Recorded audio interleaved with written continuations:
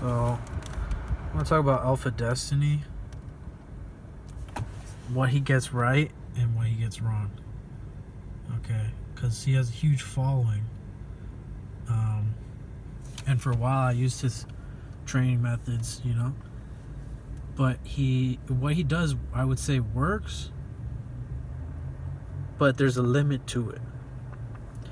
And like, there's one thing I think that he's kind of missing that would take him to the next level.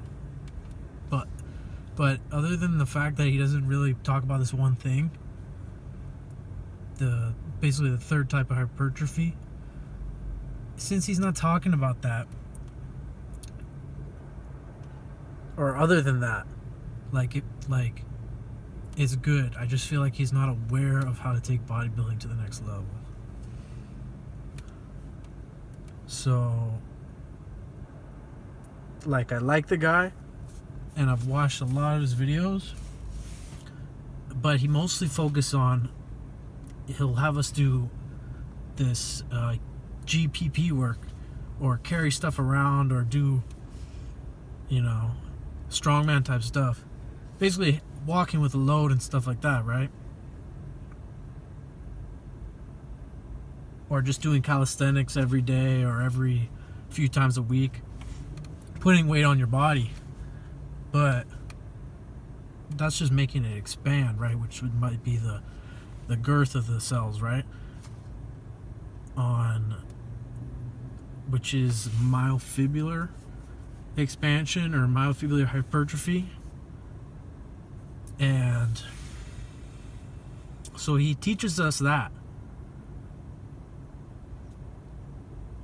but he doesn't really talk about sarcoplasmic hypertrophy. Like, he'll talk about like eating carbs and stuff, but diet wise the channel's not really focused on diet that much.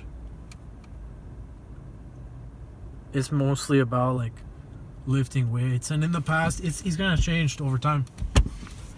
In the past he was talking about like lifting a heavy weight off the floor a lot, or it's like, how heavy can you get your like shrug, you know, or it's like, that's our goal, is to increase the weight, which in my experience never did anything in terms of building muscle. It's just like, you're in the gym. Well, I guess I never actually tried his 2 times a week split up way, but I'd do 3 days a week. But once I switched to the 1 day a week, taking at least a week off, you know, sometimes I'll take even 10 days off, that now I actually get sore. Like, if I was doing his like, do push-ups every day, do calisthenics every day, you're just gonna have your whole upper body's gonna be in a adapted state. You're doing the same exercises every day. Your body is not going to break down anymore after you do it a few days in a row. You notice, hey, I'm not getting sore on the 3rd day. You know, the 5th week, I haven't been sore, except maybe after the weekend, you know, once you actually had a couple days off. Okay, but doing it once a week, you get a lot more sore, especially if you really hammer the sets. The way that Master T explains it, where you want to just keep doing a set that's not too heavy, but you don't want to go too light either. You want to have something in the middle, and you just keep doing sets of 10. That gives you a totally different feeling, where it's like you can't even go back to the gym for at least 3 or 4. You wouldn't even want to go back to the gym for like 3 days, because your chest actually feels like the first time you did like a bench press or whatever. Like the first time someone's like, hey, come work out with us. And you lift it, you do bench press, you'll do some curls. They're like, all right, do some lat pull downs or whatever, right? Let's do some legs. And then the next freaking 3 days, your whole body was like, oh, I'm so broken down. It's like, now my goal is to get my body, if my body part doesn't feel like that, then I messed it up. Like after a workout. Like the workout is, I'm barely even there. You know, and I'll even you can just take time off. You don't have to keep doing it every freaking day and week. Because it's like, if you're following Alphadestiny's thing, you take 2 weeks off, you take 3 weeks off, let's say, Like you go on vacation, you're gonna lose most of those pounds you put back on because you're just gonna pee it out. Like everybody noticed this during the shutdowns or whatever, the quarantine in this year 2020, right? So what I'm trying to say is, like, if you stop going to the gym, you lose that myofibular, like whatever it is, like stuff in the cell, like I think it's like water or something that's making basically your muscles expanding, and that's making you bigger, and you're stronger because you're bigger too, right? But it's not the same thing you get when you tear the muscles and then you take off like 7 to 10 days. You got it's a totally different experience, especially when I've always been doing it with the overfeeding. So where right after the workout, just eat until you can't eat anymore, and then just keep eating, and then the days after, eating a lot of potatoes or eating a lot of rice on the 5 days off. So I do, yeah, basically what I've done is I did almost 3 months doing the 2 days on, 5 days off, or I do upper and lower body. Now the first like month I didn't do legs though. And then the last month, the third month, I guess it was only like 2 weeks I did it because I took some time off. So I took like 14 days off by each one. But man, it's the thing about doing this kind of program is with the cell splitting, hyperplasia, myogenesis type routine, like where you're actually getting new ligaments, new everything, because it's like you've destroyed some small stuff inside your arm.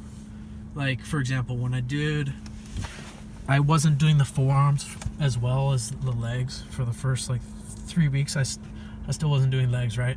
And then like I think the fourth week I finally did wrist curls, and it was the last thing I did after I did my whole upper body, except the neck that day. Anyways, so then I did the wrist curls with a straight bar, with a little straight bar, right? And you don't have to put a lot of weight. You just want a weight that's not too light. Like if it just feels like light, like you can do like 20 reps, like don't do that one, okay? But you don't want to take your sets to failure, okay? You want to just take a weight it's kind of heavy, but it's not, like you can handle it, right? If you're lifting something and you're like, oh, I can't even get 10 reps, or I'm gonna fail on the 10th rep, that's too heavy. Like now you're stressing your joints too much. You want to focus on stressing the muscle mostly, right? Is what we're trying to do, is tear it, right? Versus a heavy weight, like it's too heavy, it's gonna give you too much damage. Like you may tear something, right? Like we always see these guys tearing their chest or whatever. These guys who are on the sauce, they take the sauce and then they just go and lift weights, right? And then you blow up because it's like a hormone they give you, right? So they just work out as much as they can. But I think most people aren't tearing down the muscles this way. Like that time after I did the wrist curls in my I just did wrist curls. I didn't even do extensions. I just did wrist curls, right? And I'd say like 7 or 8 sets of 10. Like I did one set in the beginning. I don't try to warm up. I just try to go straight to the weight that's right. But the first set I did, I was like, you know what? I was like, that was too light. The first set of 10. So then after that, I went up in weight. I think I moved from like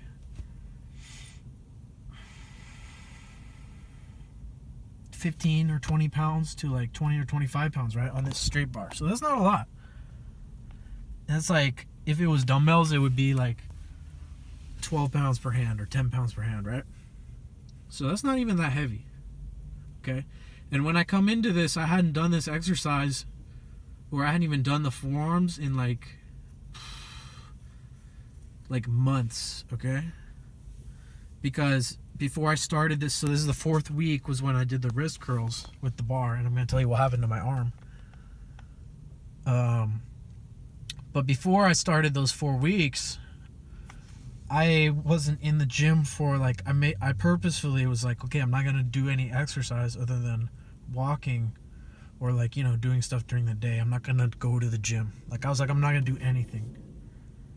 And so that was at least a month or two. So that I become unadapted because I want to get this damage, right? So after I did the wrist curls, it wasn't even, my muscle was sore, but that was starting to go away.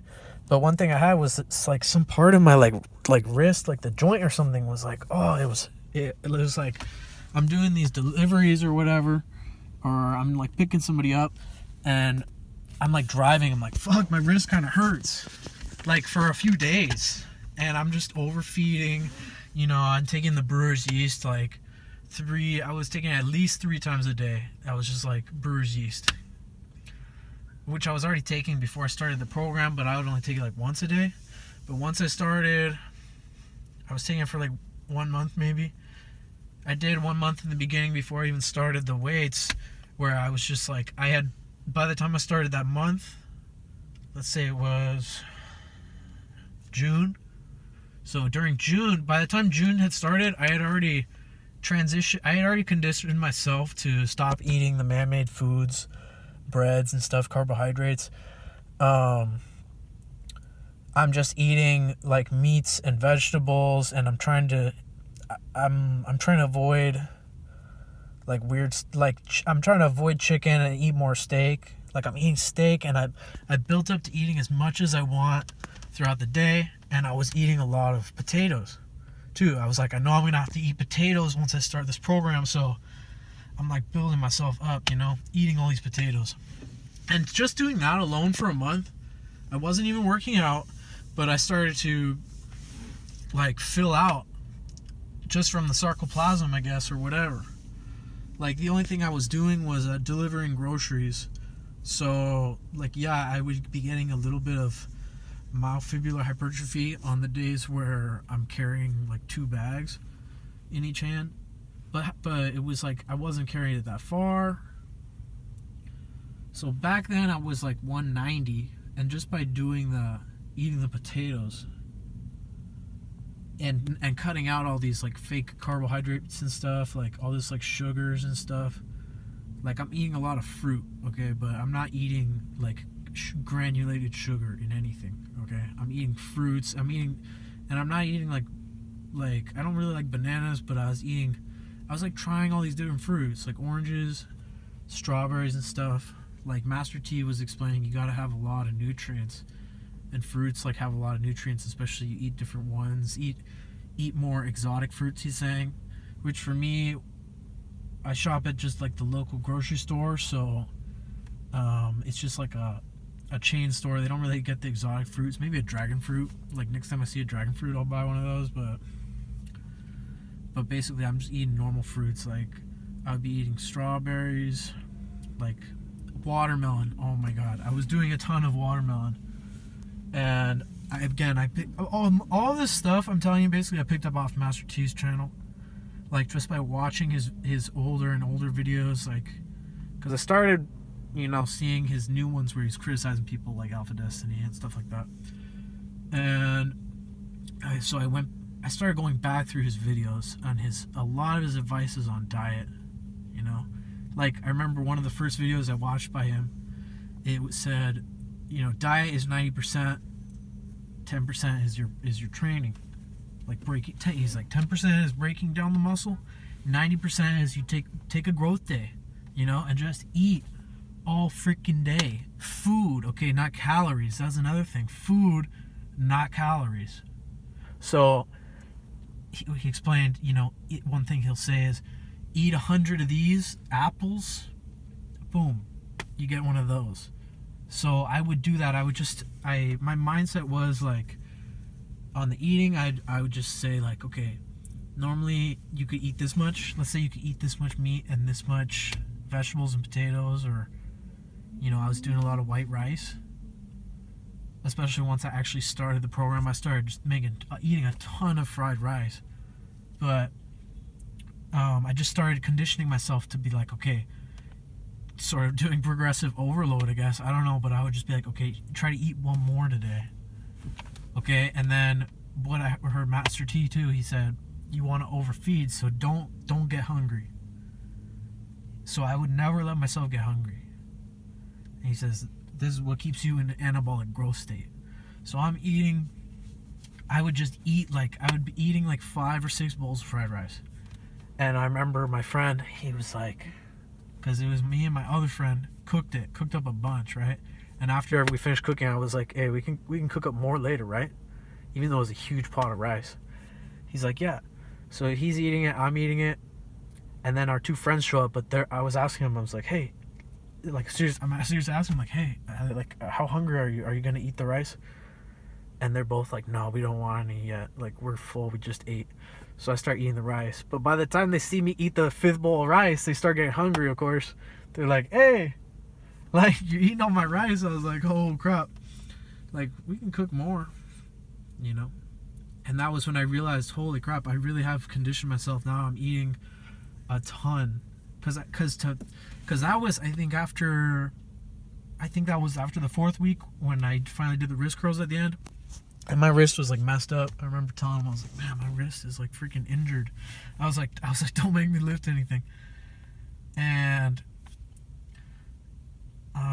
so I probably overdid it. See, in those weeks, those first 4 weeks actually, I was kind of in the mindset of still trying to push it to failure. But I didn't realize that you're still kind of overdoing it if you're pushing it to failure. Like, you can start failing like once you hit the 5th set or the 10th set. And then just call it, you know, you should be pretty damaged by then. And if not, I just switched to another exercise. But I think I was going a little too heavy the first month. The second month I lightened everything. Like I realized I didn't have to go to failure. But I think you do have to get closer to failure when the bigger you get in order to break down the deeper muscle fibers, which is what I've experienced. Like I said, the times when I went heavy, it was like I would get a deeper, like a different, it could possibly actually injure you. So it's like maybe you're not ready for it if you don't already have a lot of this experience, like these fibers that you built. And eating, like, I'm not sure what would happen if you did it just eating normal or just eating when you're hungry. But I noticed that every day in the morning, like I was finally waking. It was weird. I was finally waking up early.